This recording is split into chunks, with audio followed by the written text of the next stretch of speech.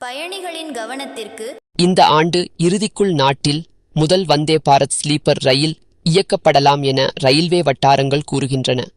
அதன் பிறகு படிப்படியாக பல்வேறு வழித்தடங்களிலும் இந்த ரயிலை இயக்க ரயில்வே முடிவு செய்திருக்கிறது.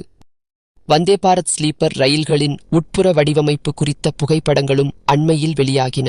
ஹைடெக் வசதிகளுடன் இந்த ஸ்லீப்பர் பெட்டிகளின் தோற்றம் இருப்பதால் பயணிகள் மத்தியில் மிகுந்த எதிர்பார்ப்பு வந்தே பாரத் ஸ்லீப்பர் ரயிலுக்கு உள்ளது.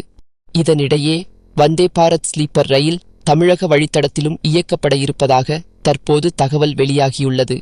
அதாவது கேரளாவிற்கு 2 வந்தே பாரத் ஸ்லீப்பர் ரயில்களை ஒதுக்குவது தொடர்பாக ரயில்வே வாரியம் பரிசீலித்து வருகிறது. திருவனந்தபுரத்தின் கொச்சுவேலி, பெங்களூர் மற்றும் கன்னியாகுமரி, ஸ்ரீநகர் ஆகிய வழித்தடங்களில் வந்தே பாரத் ரயில் ஸ்லீப்பர் சேவைகளை தொடங்குவது பற்றி ரயில்வே வாரியம் முன்மொழிந்துள்ளது.